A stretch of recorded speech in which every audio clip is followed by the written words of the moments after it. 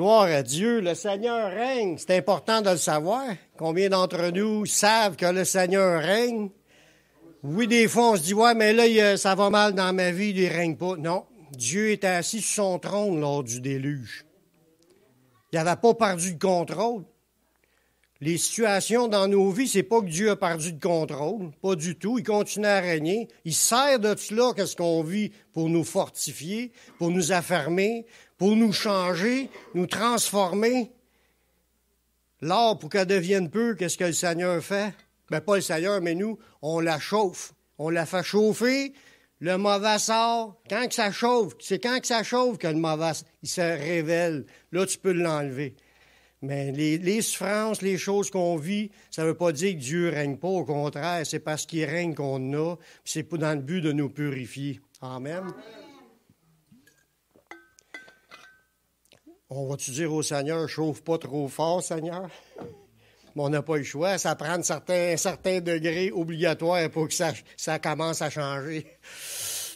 Il connaît toutes choses, puis il sait comment faire. On va y faire confiance.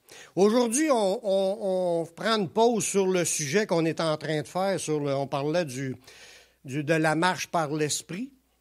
Pour parler d'un sujet qui est le sujet d'actualité présentement, ça fait partie des choses que Dieu a annoncées depuis le début avec Moïse. Dieu a établi des fêtes.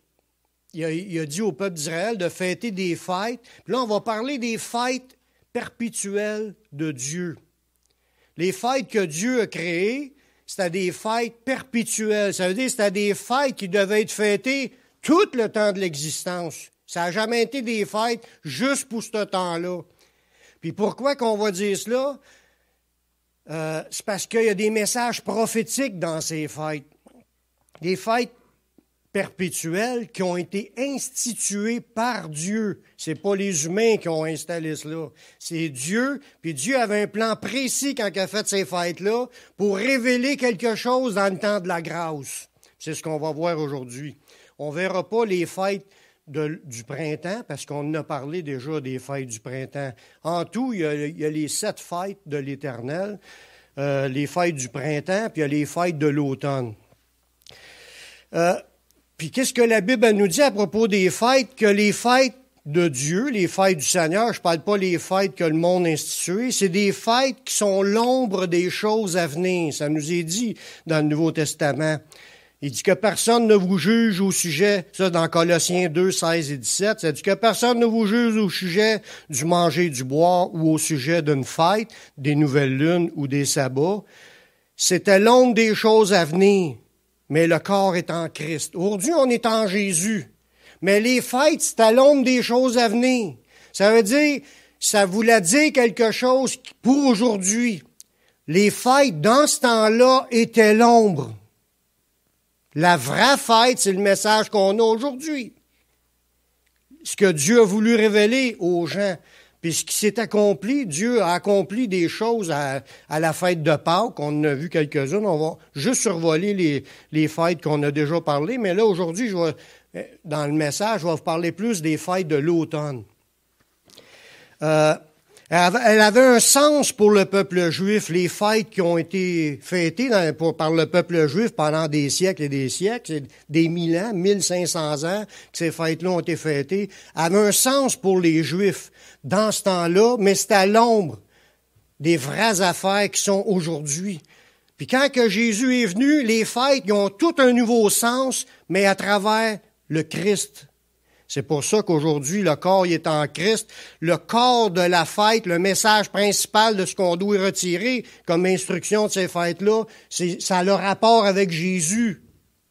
C'est pour ça qu'il faut prendre le temps, je pense, au moins de les regarder puis de comprendre ce que le message que Dieu a voulu nous dire là-dedans. Les fêtes de l'Éternel, ils parlent du temps des moissons d'une année. Parce que toutes ces fêtes-là devaient être fêtées dans un an, puis il y avait les fêtes du printemps, puis il y avait les fêtes de l'automne.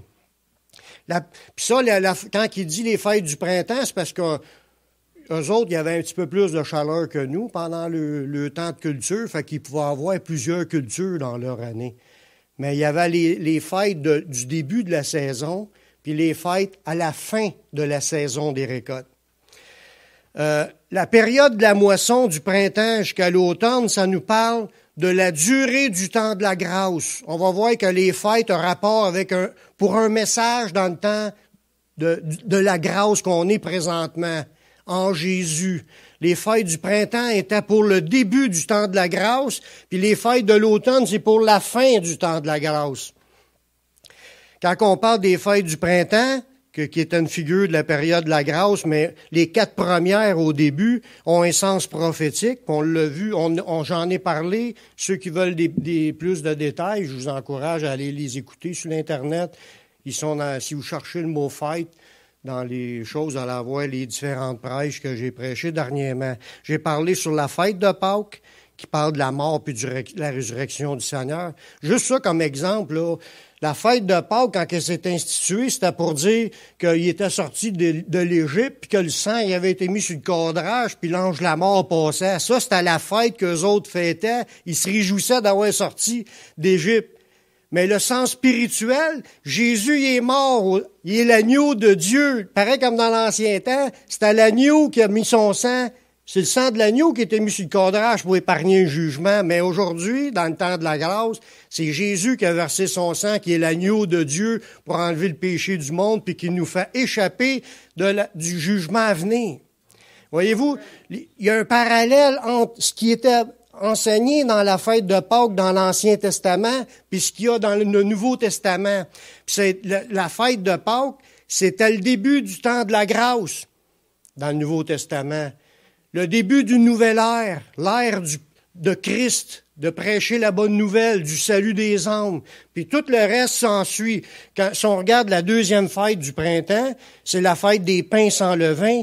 Ils devaient se rappeler du temps qu'ils ont eu en esclavage en Égypte, puis ils mangeaient du pain puis du levain dans ce temps-là. Pour nous, la fête des pains sans levain, ça représente notre vie de péché qu'on vivait avant d'être à Christ, puis qu'on passe à Jésus pour être sauvé. C'est comme on se rappelle, il faut se rappeler ce qu'on était avant, puis ce qu'on n'est plus aujourd'hui dans l'esclavage puis les souffrances de ce monde à cause de nos péchés.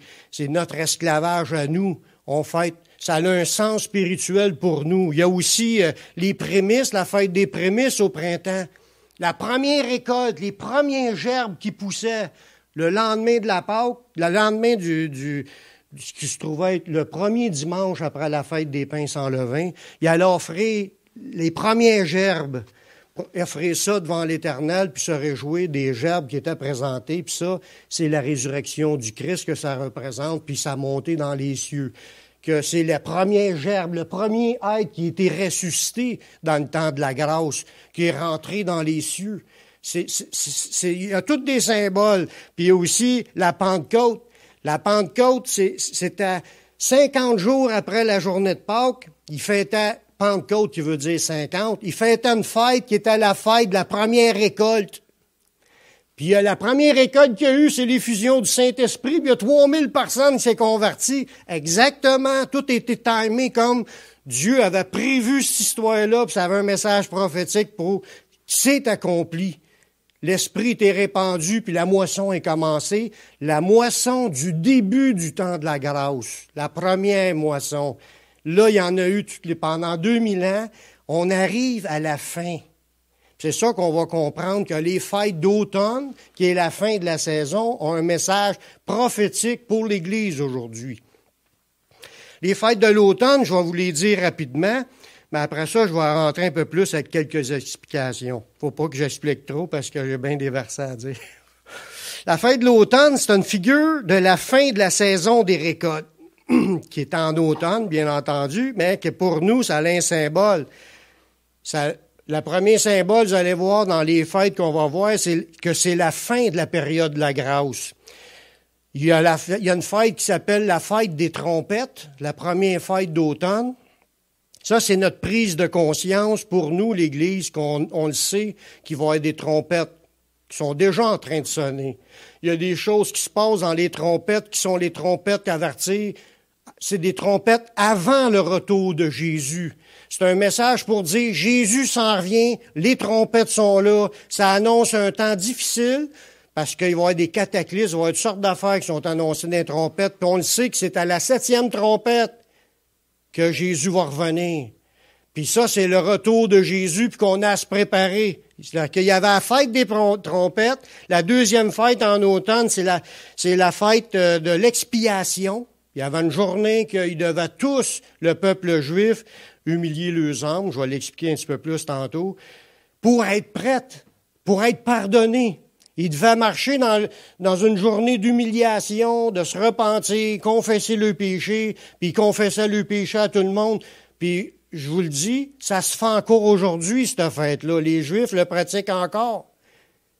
Que la journée des expiations, ils confessent le péché, puis ils demandent s'ils ont fait de quoi avec quelqu'un, ils vont aller se repentir pour qu'il soit pardonné. Puis c'était ça le message de la fête dans l'Ancien.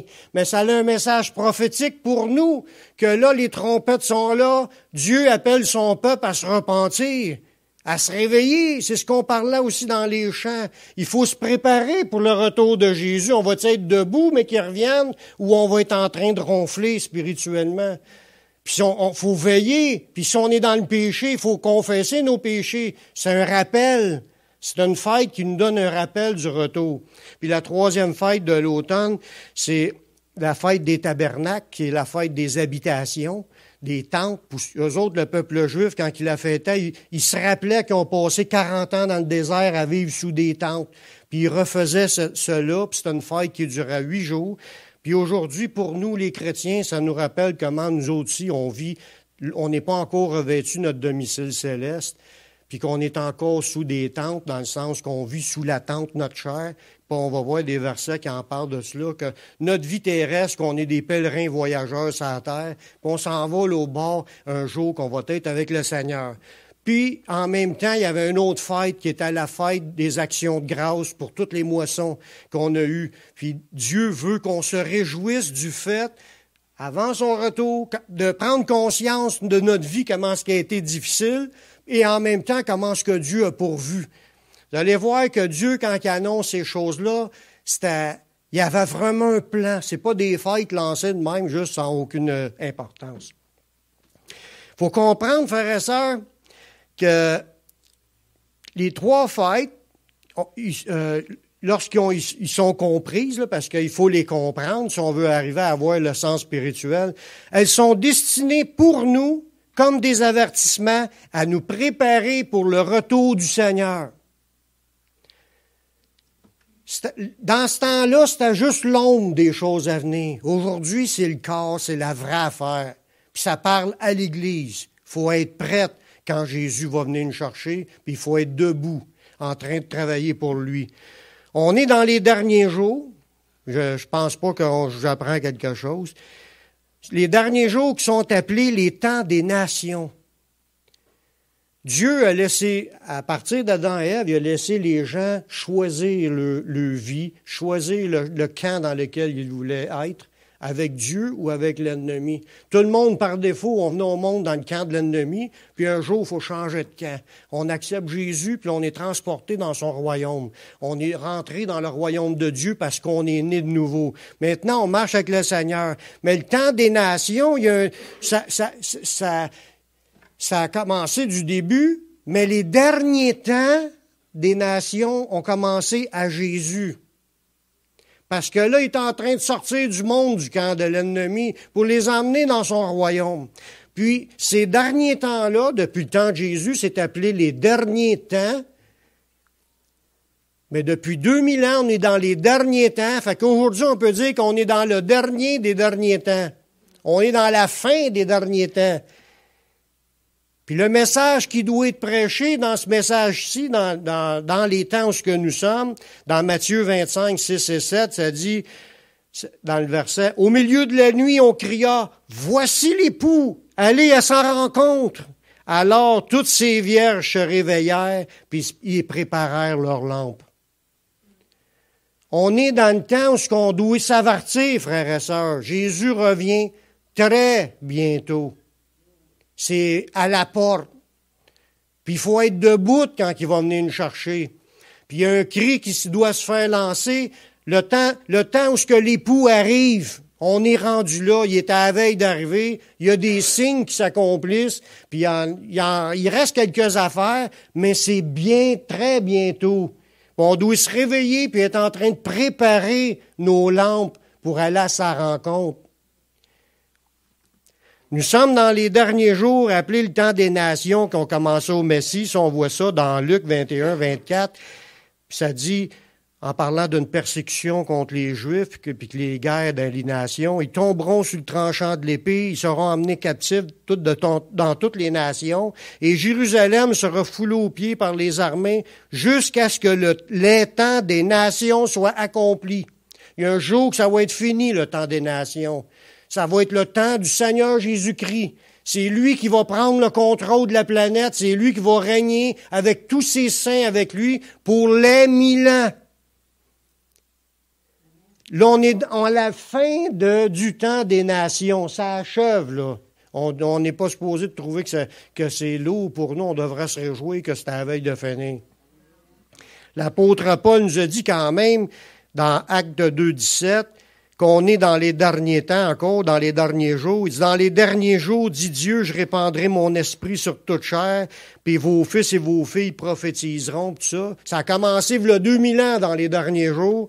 Puis Pierre, après ça, dans ses messages qu'il a emmenés dans 2 Pierre 3.3, il a parlé encore que les derniers jours, ça sera le temps aussi que le Jésus revient.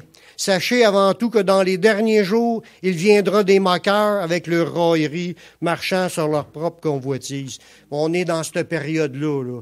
Des derniers jours où ce que le monde, il s'en fout de la Bible, s'en fout de la parole de Dieu, s'en fout de ce que Dieu a dit, il se fout de Dieu, puis il se moque de tout. Tu parles de Dieu au monde, puis c'est comme, on n'a pas de temps, moi.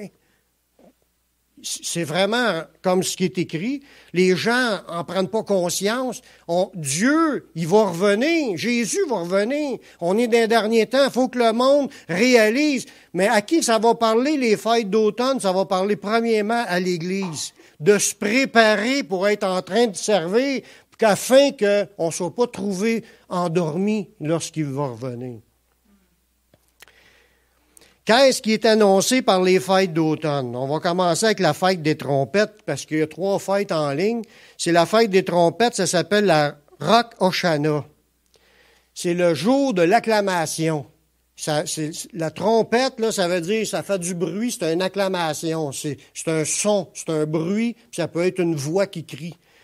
Dans Lévitique, le chapitre 23, versets 24 et 25, ça dit « Parle aux enfants d'Israël et dis, le 7e mois, le 1er jour du mois. » Là, il faut que je fasse un point pour vous faire comprendre que ça ne parle pas de nos années à nous. Ça parle du calendrier juif. Le 7e mois dans le calendrier juif, ça tombe à ce temps-ci. Parce que nous, on suit un calendrier lunisolaire, mais dans ce temps, qui est basé sur le soleil, puis qu'on a nos mois avec un certain nombre de jours, puis c'est pas la même chose pour les Juifs. Ils suivent, eux autres, le calendrier lunisolaire. C'est eux autres qui suivent ça. Nous autres, on suit le solaire. Eux autres, le lunisolaire, puis eux autres, ils ont des mois qui n'ont pas le même nombre de jours, puis ils ont quand même 12 mois, mais de temps en temps, ils rajoutent un 13e mois dans ce calendrier-là. Ça, c'est le calendrier qu'ils utilisaient quand ils sont sortis d'Égypte. L'idée, c'est que les dates qu'on voit là, ce pas les dates que nous, on pense que la fête doit être célébrée dans notre calendrier à nous. C'est la fête dans leur calendrier à eux. Parce qu'ils marchent encore avec les 2 calendriers. Puis ils savent exactement quand est-ce que ça tombe, ces fêtes-là, afin de les faire encore comme c'est écrit. Fait qu'ils tombent à ce temps-ci, on est dans la période de leur fête présentement. C'est un mois, c'est dans le même mois qu'il va y avoir les 3 fêtes. La première fête, c'est la fête des trompettes. Ça dit le 7e mois, le 1er jour du mois, vous aurez un jour de repos, publié au son des trompettes, une sainte convocation. Il y avait un rendez-vous divin. Quand on dit une sainte convocation, c'est qu'il était appelé à se rassembler pour rencontrer Dieu. Puis c'est une sainte convocation parce qu'il fallait que les gens se sanctifient puis ils rencontraient le Dieu saint. Fait que c'est pour ça que je dis souvent, dans nos réunions, c'est une sainte convocation. C'est Dieu qui nous convoque à se réunir, puis on rencontre le Seigneur, puis on a sanctifié. Il faut arriver sanctifié. Il faut pas arriver ici dans le péché, puis comme si rien n'était, puis marcher tout croche. On s'en vient rencontrer premièrement Dieu ici dans une réunion. On s'attend à ce que Dieu nous parle, mais c'est la même chose dans ce temps-là. Les sabbats, ils se réunissaient, c'était une sainte convocation, puis c'était un jour férié où ils ne devaient pas travailler, puis ils se réunissaient, toute la gang, ça se réunissait pour rencontrer le Seigneur, puis fêter cette fête-là, parce que là, on parle de cette fête-là, mais il y avait d'autres fêtes. Il dit, vous ferez aucune œuvre servile. Ça veut dire, c'est ça qui désigne que c'est une journée de sabbat pour eux. Il n'y a pas le droit de travailler, cette journée-là. C'est une journée de fête décrétée dans tout le peuple juif. Puis vous offrirez à l'Éternel des sacrifices consumés par le feu. Ce que je veux vous faire comprendre aussi, c'est que les fêtes, la manière qui était célébrée dans ce temps-là, on ne peut plus les célébrer comme que c'était célébré. Pourquoi? Parce qu'on ne peut pas offrir les sacrifices que tous les sacrifices qui étaient offerts dans le courant de ces fêtes-là. Il n'y a plus de temple. Les sacrifices sont offerts dans le temple à l'Éternel. Fait que s'il n'y a plus de temple, tu ne peux pas offrir de sacrifice, donc tu ne peux pas répéter les fêtes comme c'était. Tu peux peut-être suivre certains détails, mais tu ne peux pas les suivre entièrement. Mais ça n'empêche pas qu'il faut que tu comprennes le message que Dieu voulait nous faire passer pour qu'on soit conscient de cela pour se préparer, parce que Dieu nous avertit par là. Quand on parle de la fête des trompettes, il l'appelle comme ça, cette fête-là, dans le mot hébreu que là, c'est trompette, qui veut dire son éclatant ou avec éclat, ou ça peut être publié au son de la trompette, ou des trompettes retentissantes, ou ça peut être des cris ou faire éclater la joie, ou des chants d'allégresse, ou à ta voix. Parler, s'exclamer bien fort.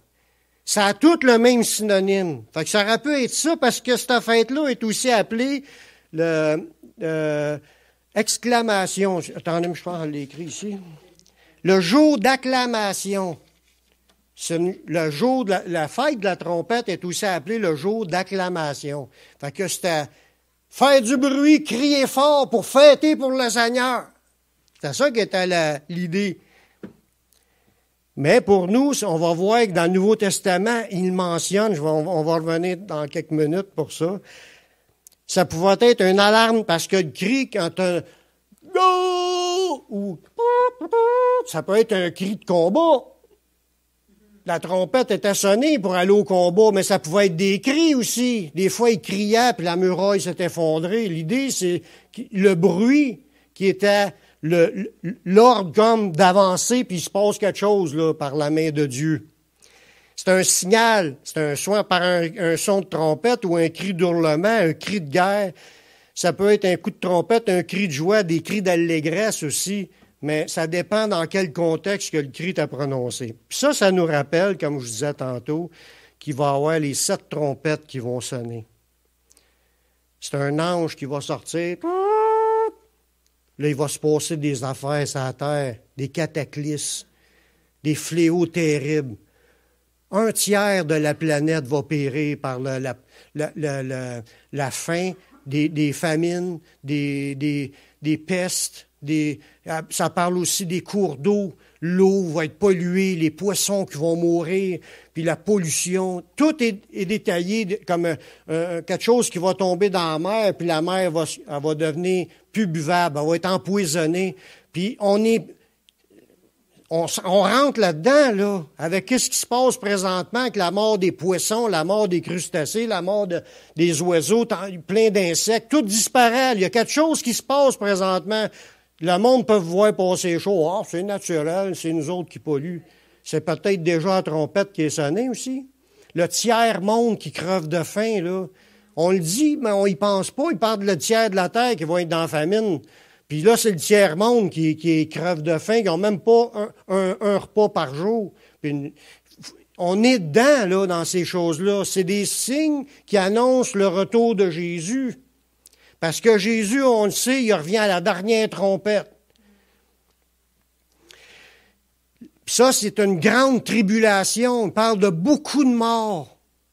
Beaucoup de morts dans cette période-là. Si vous avez le temps, bien, je vous encourage à prendre le temps d'aller relire les 7 sceaux, puis les 7 trompettes. Ça parle d'affaires difficiles sur la terre avant que Jésus revienne, pendant qu'on est encore ici. Il ne faut pas penser qu'on est enlevé avant ça. Jésus revient à la 7e. Donc, il n'a pas sauté, chanté à la 7e trompette avant de chanter la 1, 2, 3, 4, 5, 6. Ça. On va être à la 7e, comme qu'il l'a dit, puis même si on espérait, même si on dit, on n'est pas destiné à la colère. Les trompettes ne sont pas la colère de Dieu. Dans le texte, ça ne dit pas que c'est la colère de Dieu. La colère de Dieu est après la 7e trompette. Il parle des 7 coupes qui accomplissent la colère de Dieu après l'enlèvement. Manquez pas le retour de Jésus parce que vous allez subir la colère de Dieu. Là, on est dans le temps de la grâce, mais Noé était sur la terre quand il y a eu le déluge. Puis le déluge n'était pas pour frapper Noé, mais il a vécu quand même les conséquences du déluge, qui était le jugement de Dieu pour le reste des nations. Fait que les chrétiens vont être sur la terre pendant les tribulations, puis ils vont avoir à subir cela, mais c'est pas parce qu'on est visé. C'est parce que Dieu l'a dit que ça s'arriverait avant son retour. C'est pour mettre de la pression pour que les gens se repentent. Dans 1 Thessaloniciens 4,16, ça nous dit « Car le Seigneur lui-même a un signal donné. » Puis regardez bien ce qui est dit ici. « À la voix d'un archange et au son de la trompette. » Tu sais, dans je disais tout à l'heure, la fête de la trompette, ça pouvait être une trompette ou une voix qui crie. Mais là, ça va être à la voix d'un archange et au son de la trompette. Il descendra du ciel. Jésus va descendre du ciel, puis les morts en Christ ressusciteront premièrement. Ça veut dire que ça nous avertit, cette fête-là, des trompettes, que Jésus revient bientôt. On est dans le temps des trompettes. Puis Jésus revient bientôt, puis le mec qui arrive, ça va être un son de trompette, puis prête, pas prête, il revient. Ceux qui sont prêts, ils vont, les autres vont rester là, pour subir la colère de Dieu. Lors de la trompette, il y aura un point tournant pour notre planète. Elle ne sera plus pareille après. Quand la trompette de Dieu et que Jésus redescend, ça ne sera plus pareil après. Le trône de la bête va être là avec son règne, puis c'est tout le monde qui a été punché, puis il y a des fléaux qui vont être déversés, les coupes de sa colère, qui vont être déversés sur le trône de la bête, puis sur tout le monde qui va être là. Ça va être horrible. Ça dit, ils vont chercher la mort, puis ils ne la trouveront pas. Ça va être horrible comme jugement sur la terre. C'est pour ça qu'il nous avertit par des fêtes qu'il a établies il y a 3500 ans pour nous avertir que la fête de la trompette, ça doit t'avertir pour que tu sois conscient en tant que chrétien dans le temps de la grâce, que le temps de la grâce achève, Jésus revient, manque pas ta shot, sois prête, debout, en train de servir Jésus, parce que mec, il revienne, il dit 2 dans un champ, un va être pris puis l'autre va être resté là. 2 dans un lit, l'homme et la femme. Un va être pris, l'autre va rester là. Celui qui est prêt s'en va, puis l'autre reste là. C'est quelque chose. On ne peut pas avoir plus grand avertissement que cela. Le Seigneur descendra quand la trompette va sonner. Les morts, ils vont ressusciter, puis nous, on va être enlevés avec eux. Ça, c'est notre espérance. C'est la fête de la trompette. Fait-on déjà aujourd'hui pour le jour de la trompette qui s'en vient, parce qu'on sait que ça s'en vient, puis on y croit, puis on est prêt, puis c'est une fête pour nous, pour qu'on reste réveillés. Amen. 1 Corinthiens 15, 51, 52, il dit, « Voici, je vous dis un mystère, nous ne mourrons pas tous. » Fait qu'il y en a qui ne connaîtront pas ça, la mort physique. « Mais tous nous serons changés. » Les morts comme ceux qui sont encore vivants. En un instant, en un clin d'œil, à la dernière trompette. La trompette sonnera, puis les morts ressusciteront incorruptibles, puis nous, on va être changés. Ça va être grandiose. On ne parle pas de tous les morts. On parle de ceux qui sont morts en Jésus. Parce que ceux qui ne sont pas morts en Jésus n'auront pas part à la première résurrection. Ça, c'est la première résurrection. Heureux et saints ceux qui ont part à la première résurrection. La seconde mort n'a pas de pouvoir sur eux, puis ils seront sacrificateurs de Dieu et du Christ, puis ils régneront avec lui pendant les 1000 ans. Fait qu'il y a de quoi de grandiose pour ceux qui ont part à la première résurrection. Et pourquoi ils ont pris part à la première résurrection? C'est parce qu'ils étaient à l'écoute de la trompette. Ils savaient que la trompette était là, puis ils avaient lavé leur robe dans le sang de l'agneau, puis ils sont prêts. Que ceux qui viennent dans le temps il dit, de la grande tribulation, il y avait une super grande foule dans le ciel, puis ils viennent de la grande tribulation, ils ont lavé leur robe, puis ils l'ont blanchi dans le sang de l'agneau. Puis là, ils servent le Seigneur jour et nuit. On est dans le temps de la tribulation présentement. On a des tribulations. Si vous ne le croyez pas, allez voir les frères et sœurs qui se font tuer présentement dans d'autres pays. C'est pas à cause que nous, c'est tranquille que s'il ne se passe pas des tribulations quelque part. Parmi les 6 millions de Juifs puis les 50 millions de personnes qui ont été tuées par Hitler, pensez-vous qu'il n'y a pas des chrétiens qui sont fait persécuter là-dedans? Il y en a eu plein. 50 millions de morts, c'est pas une petite affaire. On parle souvent des 6 millions de Juifs. Oui, mais il y avait 50 millions de personnes. On est dans de la tribulation, des choses qui ne se voyaient pas grandes même avant. Oui, il y a eu des grandes guerres, il y en a eu plusieurs dans les temps. Puis on était avertis qu'on entendrait parler de guerre et de bruit de guerre. Gardez-vous d'être troublés. Il faut que ces choses-là arrivent. Mais nous, soyons prêts, comme si on attend que l'époux revienne, puis qu'on l'attend avec nos lampes allumées. Faire partie, on part avec. Amen. Deuxième fête, qui est juste 10 jours plus tard, parce que la première, c'est le premier jour du mois, du 7e mois, tandis que l'autre fête, ça se trouve à être le 10e jour. 10 jours plus tard, il y avait des fêtes d'une journée, ces deux-là. Il y avait une autre fête qui était le jour des expiations, le Yom Kippour. Puis il y avait 2 fêtes cette journée-là. Mais la première, c'était celle-là, la journée d'humiliation, le Lévitique 16, 29 à 34.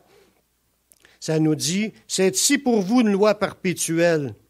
Encore une fête perpétuelle. Ça veut dire que c'est à l'infini. Ça n'a pas jamais de fin, cette fête-là. Ça avait un message 3500 ans plus tard pour aujourd'hui. Ça nous dit, au 7e mois, le 10e jour du mois, vous humilierez vos âmes. Fait qu'il y avait une journée spéciale pour que les gens apprennent à s'humilier. Vous ne ferez aucun ouvrage, parce que ça, c'est encore une journée fériée pour les Juifs, puis ils se rassemblaient pour aller rencontrer le Seigneur, mais ça se repentait, ça s'humiliait, ça demandait pardon au Seigneur, ça demandait pardon aux autres. Ils le font encore aujourd'hui. Il dit, vous ne ferez aucun ouvrage, tout ça, au verset 30, « Car en ce jour, on fera l'expiation pour vous afin de vous purifier.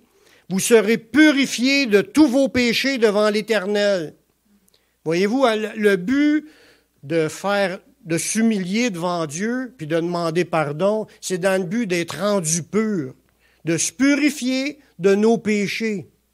Le contraire de ça, c'est de ne pas les confesser, de vouloir les garder puis de vouloir vivre encore dedans.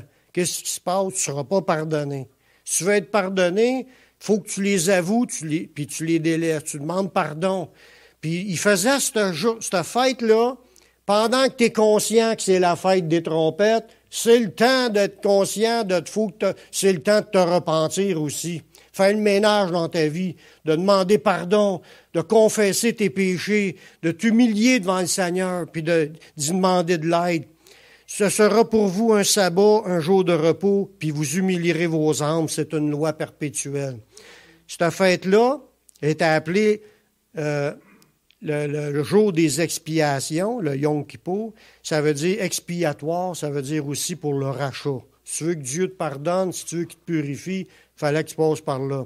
C'est un jour de repentance pour que notre cœur soit réveillé et en communion avec Dieu par la repentance.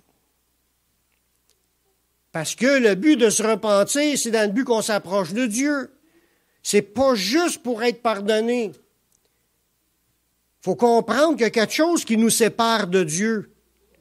Et ce sont vos péchés qui mettent une séparation Ce sont vos crimes qui mettent une séparation entre Dieu et vous.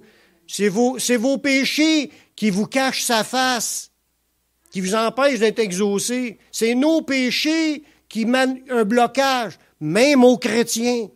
Pas juste, c'est pas une affaire juste dans l'Ancien, ça, c'est dans le Nouveau aussi. On ne peut pas rester dans des péchés volontairement, consciemment, surtout en plus quand c'est les commandements de Dieu. Tu ne peux pas continuer à pratiquer le péché, penser que tu es en communion avec Dieu, parfaitement en communion avec Dieu. Le but de t'humilier, c'est de demander pardon, confesser tes péchés, pour les abandonner, pour être plus proche de Dieu. Le but, c'est qu'on se rapproche de Dieu. Approchez-vous de moi, puis je m'approcherai de vous. Le Dieu était déjà prêt à vouloir être parfaitement en pleine communion avec nous, sans aucune interruption. Mais il faut faire le ménage dans nos vies. Dans Marc 13, 33-37, ça dit « Prenez garde, veillez et priez, car vous ne savez pas quand ce temps viendra, en parlant du temps du retour de Jésus. Il en sera comme d'un homme qui, partant pour un voyage, il laisse sa maison, puis remet l'autorité à ses serviteurs. Il indique à chacun sa tâche et ordonne au portier de veiller. Veillez donc, car vous ne le savez pas quand votre maître de la maison, quand il viendra, le maître de la maison, soit le soir ou au milieu de la nuit ou au chant du coq ou le matin. Craignez qu'il ne vous trouve endormi à son arrivée soudaine. Ce que je dis, je le dis à tous. Veillez. C'est dans le Nouveau Testament et à ses chrétiens, à ses disciples que Jésus dit cela. On est présentement en train d'attendre le retour du Seigneur. On est avertis qu'on est dans le temps des trompettes, puis que Jésus revient bientôt. Puis ça nous dit à nous, veillez à ce qu'il nous trouve endormis. Puis ça dit, ce que je dis, je le dis à tous. Est-ce qu'il y en a qui pensent qu'ils sont exempts de cet avertissement-là? Puis ils disent, pas à moi que le Seigneur veut parler. Non, Dieu veut que je rentre. Dieu veut vous rentriez, toute la gang. Puis il dit à tous, veillez. Être veillé, là, c'est d'être réveillé. C'est un réveil, là. C'est le mot réveil, c'est parce qu'on dort des fois spirituellement, mais on a besoin d'être réveillé. Quand tu es réveillé, là, tu es conscient de ce qui se passe. Puis là, tu peux faire ce que tu as à faire. Confesser tes péchés. C'est une manière de montrer. Il dit, veillez et priez. Ça dit au début de ce verset-là. Ça a tout le même sens qu'il faut que tu sois debout, prête quand Jésus va revenir, puis pour cela, repens-toi. Ça démontre comment Dieu est patient, puis qu'il attend que tous arrivent à la repentance. Même les chrétiens. Parce que dans ce verset-là, je vais vous lire dans 2 Pierre 3,9, ça s'adresse à des chrétiens. Le Seigneur ne tarde pas dans l'accomplissement de la promesse comme quelques-uns le croient. La promesse de revenir. Il use de patience envers vous, les chrétiens, envers moi aussi. Il ne parle pas aux gens dans le monde, il parle aux chrétiens. Ne voulant qu'aucun ne périsse, mais voulant que tous arrivent à la repentance. Fait que le temps qui nous reste à vivre, c'est toujours dans le but qu'on arrive à se repentir, confesser nos péchés, comme la journée de cette fête-là, le Yom Kippour qui disait de s'humilier, demander pardon pour qu'on soit à jour devant le Seigneur. Mais on ne devra pas attendre de le faire qu'une fois par année. Ça devrait être à tous les jours.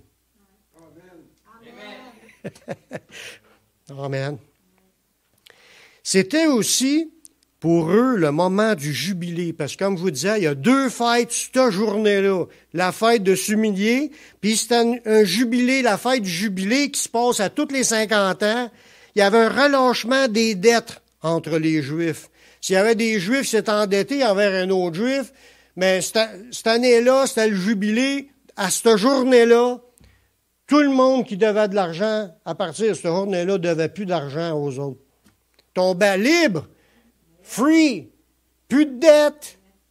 C'est une journée de relâchement de la dette. Ça a un autre symbole prophétique qui a rapport avec repentance, libération, délivrance.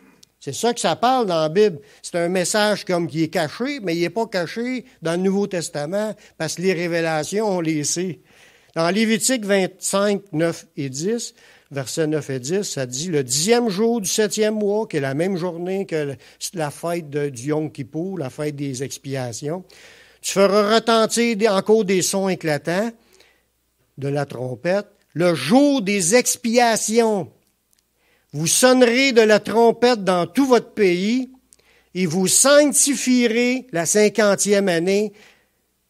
Puis il dit, vous publierez la liberté dans le pays pour tous ses habitants. Ce sera pour vous le jubilé. Chacun de vous retournera dans sa propriété et chacun de vous retournera dans sa famille. » En parlant de ceux qui savaient donner à quelqu'un, parce que je dis, moi, j'ai besoin d'argent, là, je peux pas, je me donne à toi, je vais travailler pour toi, puis là, je te dois cet argent-là, puis je vais travailler. Puis s'il n'a pas fini de rembourser sa dette, mais cette année-là, il était rendu libre, il ne devait plus rien. Fait qu'il était tombé libre. Les deux fêtes de cette journée doivent nous rappeler que lorsque nous confessons nos péchés, il y a une libération. Dans 1 Jean 1,9, ça nous dit, si nous confessons nos péchés, parce que c'est le jour là, il est fidèle et juste pour nous les pardonner et pour nous purifier de toute iniquité. Voyez-vous, ça avait un symbole prophétique, ces deux fêtes-là. Tu confesses, tu obtiens une libération. Mais c'était toujours avant que Jésus revienne. Parce que ces fêtes-là se fêtaient avant qu'il revienne. On les fête là. C'est avant qu'ils reviennent. Donc, c'est pour nous faire penser à nous de le faire là, avant qu'ils reviennent. La fête des tabernacles, qui est la fête, ça veut dire des tentes ou des habitations. Le mot tabernacle, l'Église catholique en a fait un sac, un mot sacré qu'on ne devrait pas utiliser, mais ce n'est pas un mot si sacré que ça. Ça veut dire maison ou une tente, une habitation. C'est ça que ça veut dire. Eux autres l'ont mis sacré parce qu'ils disaient qu'il y avait en arrière du curé, il y avait une petite boîte là, qui était le tabernacle, qui était l'habitation de leur Dieu. Puis il y a Dieu hostie qui était dans le calice, qui mettait ça dans le tabernacle. Non, c'est pas un encensoir. L'encensoir, c'est l'encens. L'autre, c'est un calice. C'est juste une coupe. Le mot calice, c'est coupe. Puis le tabernacle, c'est l'habitation de leur Dieu. Ils mettaient leur hostie là-dedans, fermaient la porte. C'est l'habitation de leur Dieu. Leur Dieu habite là, dans l'hostie. En tout cas, on n'est pas là pour parler contre cela, mais le point est que ce n'est pas des mots sacrés, mais pour ne pas les offenser, les chrétiens sont mieux de ne pas les utiliser. Nous, le commandement, ça dit de ne pas prendre son nom en vain. Le nom de l'Éternel, ça, là, il dit, car il ne laissera point impuni celui qui prend son nom en vain. Ça dit, c'est sûr qu'il y a un jugement qui tombe à chaque fois que quelqu'un prend le nom du Seigneur en vain. Fait que ça, c'est pour nous apprendre la crainte de Dieu, puis de faire attention à ce qu'on dit. Puis si on a de la misère parce que notre bouche est sale, il faut demander une délivrance. Puis pour avoir la délivrance, on l'a vu dans l'autre fête, confessez votre péché à Dieu, demandez-y de l'aide, puis vous allez être délivrés. C'est de même, ça marche pour tous les péchés. Là, on revient à la fête des tabernacles, qui est le Sukkot. C'est une fête qui durait 8 jours. Dans Lévitique 23, les versets 33-36, l'Éternel parla à Moïse et dit, parle aux enfants d'Israël et dit, le 15e jour du 7e mois. Ça veut dire qu'on avait une fête le premier, une fête le 10, puis là, la fête du 15, dans le même mois de ce mois-là. Ce sera la fête des tabernacles en l'honneur de l'Éternel. Pendant 7 jours, il dit le premier jour, il y aura une sainte convocation, c'est une réunion sacrée, une journée fériée, la première des journées, pareil comme la fête des pains sans levain. La première, elle durera 8 jours aussi. Puis la première journée, c'est la sainte convocation. Puis il dit, tu ne feras pas d'œuvre servile pendant 7 jours. Puis là, après ça, vous offrirez à l'Éternel des sacrifices, parce que là, c'est comme je vous disais, ces sacrifices-là, on ne peut plus les offrir aujourd'hui. Le 8e jour, vous aurez une sainte convocation, qui est encore une réunion sacrée pour Dieu, de rencontrer Dieu.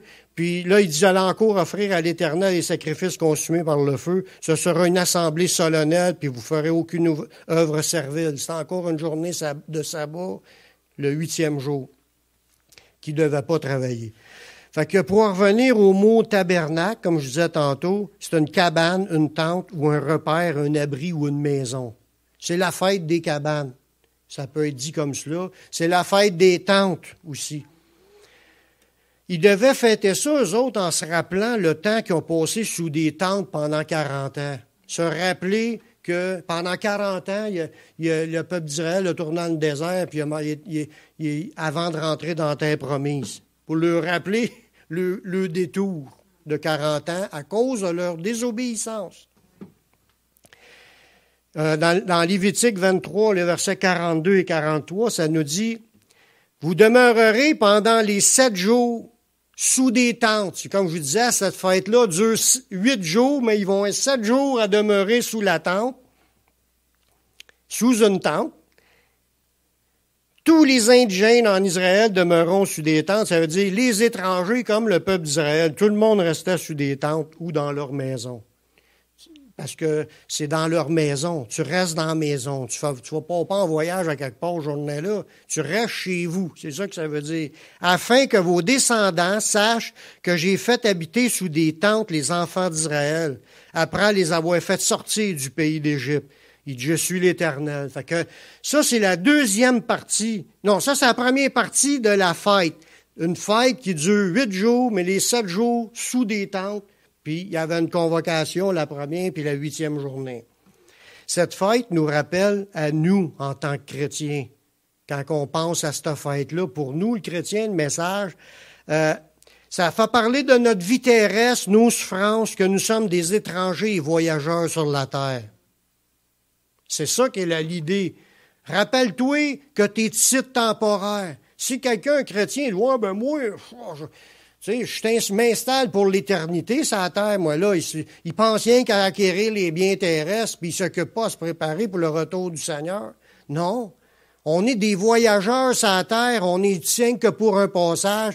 Puis il y a un autre passage qui dit, il n'y a pas de soldat s'il veut plaire à celui qui l'a enrôlé, qui s'embarrasse des affaires de la vie. Ça veut dire que dans l'idée, c'est qu'on n'est pas installé pour tout le temps, puis on est comme dans une tente, nous autres avec, en attendant que Jésus vienne nous chercher. On est sur la tente, pareil comme le peuple juif, eux autres, ils ont été sous la tente pendant 40 ans avant de rentrer dans la terre promise. Nous, on est dans notre 40 ans d'attente, dans un sens symbolique, qu'on rentre, nous autres, dans la terre promise qui est le ciel. Amen. Dans 1 Pierre 2:11, ça nous dit, « Bien-aimés, je vous exhorte, comme des étrangers, des voyageurs sur la terre, à vous abstenir des convoitises charnelles qui font la guerre à l'âme. » Voyez-vous l'idée d'attente qu'on est étranger sur la terre? On n'est pas installé en permanence, là. On est juste de passage, puis on attend le retour de notre maître. On le sait que la trompette va sonner, puis on le sait que ça en revient bientôt, puis on le sait qu'il faut être prêt.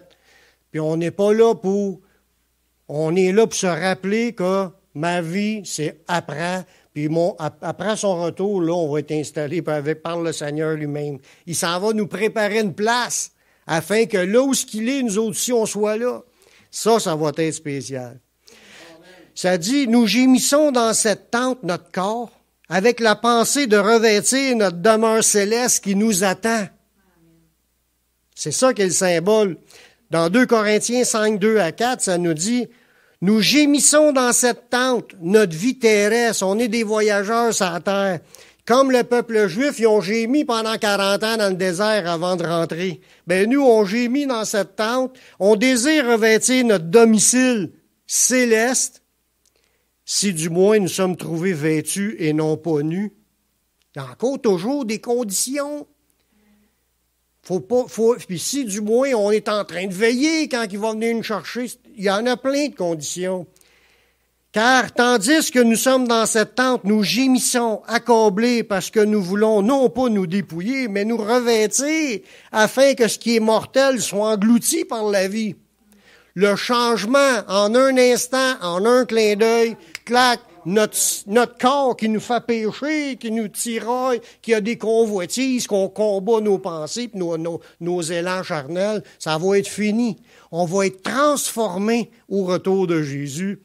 Tings! On se retrouve avec lui, plus de tentation, plus de mauvaises pensées, que du bien qui sort de notre bouche, que des louanges à Dieu, puis être heureux d'être avec les frères et sœurs pour l'éternité. Ça va être hâte. Le 15, qui était le début des 7 journées de passer sous la tente ou dans leur maison pour se rappeler qu'ils sont en attente, c'était aussi une autre fête, le 15. C'était la fête des dernières récoltes. Il y a un passage qui en parle dans Exode 34, le verset 22, que Dieu dit « Tu célébreras la fête des semaines », qui est la fête de la Pentecôte, qui durait 7 semaines, qui était la 50e semaine, qui était la fête de la Pentecôte. Tu vas observer la fête des prémices, de la moisson et du froment, qui étaient les premières récoltes qui étaient présentées à Dieu. Puis ça a tout rapport aux récoltes, là. La première récolte, c'était à Pentecôte. Les prémices, c'était comme tout de suite après Pâques, qui offrait les prémices à Dieu, puis il secouait ça de même devant Dieu pour être heureux de ce que Dieu leur donnait comme moisson. Puis tu vas observer aussi la fête de la récolte à la fin de l'année. Ce que nous, on appelle l'action de grâce, là, c'est pas biblique, la façon que c'est fait aujourd'hui. C'était pas ça du tout. La fête de l'action de grâce de Dieu, la fête perpétuelle, c'est la fête des récoltes à la fin de l'année, puis c'était fêté le 15, en même temps que le commencement de la fête des tabernacles. La vraie fête de Dieu. Aujourd'hui, on est très influencés et corrompus ou mêlés par les fêtes du monde catholique. La fête de Pâques n'a plus rapport avec la fête de Pâques. La fête de Pentecôte, ça n'a pas rapport avec la vraie fête de Pentecôte. La fête des actions de grâce, les fêtes de l'Éternel, les vrais, on ne les fait pas. Puis les fêtes des païennes, on se donne du chocolat. Voyez-vous, on a complètement perdu tous les sens des messages de Dieu et des fêtes de Dieu, puis de l'application. Comment Dieu demande que ça soit fait. Pourtant, c'était des fêtes perpétuelles, puis des fêtes qui devaient annoncer des choses à venir, qu'on est là dedans, ces choses à venir-là, comme je vous disais tantôt. Dans Lévitique 23, le verset 39, ça dit « Le 15e jour du 7e mois, quand vous récolterez les produits du pays, vous célébrez donc une fête en l'honneur de l'Éternel pendant les 7 jours. » Pendant les mêmes 7 jours qu'ils étaient encabanés dans leur maison pour se rappeler qu'ils avaient été des esclaves, ils étaient en train de fêter aussi dans ces 7 jours-là une fête, comment ce que Dieu a pourvu pendant l'année pour nos récoltes. Ça veut dire, tu te rappelles comment tu as souffert sur la terre, mais tu te rappelles aussi comment Dieu t'a béni puis t'a pourvu à tout ce que tu avais besoin dans ton pèlerinage. Tu rends gloire à Dieu pour ce que Dieu t'a donné dans tes récoltes. On devrait tout être en train de dire merci Seigneur présentement pour tout ce que tu nous as donné dans cette année comme récolte. Il y en a qui ne sont pas cultivateurs. Remerciez le Seigneur pour la paye que vous avez eue de travailler après de la mécanique ou après d'autres choses. T'sais, c'est ça qui est le but. Le pain sur la table qu'on a, c'est parce que c'est Dieu qui a pourvu. On prie, donne-nous aujourd'hui notre pain quotidien, mais Seigneur, il a pourvu, on est encore le ventre bien plein à la fin de l'année. Merci Seigneur de nous avoir rempli notre ventre toute l'année. Ça devrait nous parler aujourd'hui, ces 3 fêtes-là, frères et sœurs. Parce que c'est ça qui est le but. Il voulait nous parler de se préparer. Jésus revient. On est d'un trompette, mais à la dernière, il revient. Il faut être debout. Il faut se repentir, il faut confesser nos péchés, il faut être libéré de nos péchés, il faut être prête, puis debout, puis en train de servir le Seigneur, mais qu'il revienne. Puis rappelons-nous qu'on est ici que temporairement, on est en train de gémir peut-être dans notre tente, mais réjouissons-nous que Dieu pourvoit quand même à tous nos besoins. Attendons-le dans des actions de grâce et des prières, des louanges à Dieu. Reviens bientôt, Seigneur. Amen. Seigneur, je te remercie pour ta parole, puis toutes les belles choses que tu nous donnes dans ta parole. C'est tellement beau. Merci, Seigneur, de nous réveiller, de nous ramener à l'ordre, puis de nous faire penser aux vraies affaires, qu'on est ici tant que temporairement, puis qu'on a à être debout en train de te servir quand tu vas revenir. On veut se rappeler tout ce que tu as fait, Seigneur, puis ce que tu vas faire dans la suite aussi, tout ce qui nous attend. Merci, Seigneur, de nous avoir rappelés. Merci de changer nos cœurs, nos vies par tes révélations, ta connaissance, par ce que tu nous enseignes, pour nous donner une poussée pour aller de l'avant et te servir encore davantage. Merci, Seigneur, pour te rendre la gloire en toutes choses dans le nom de ton Fils Jésus-Christ. Amen. Amen.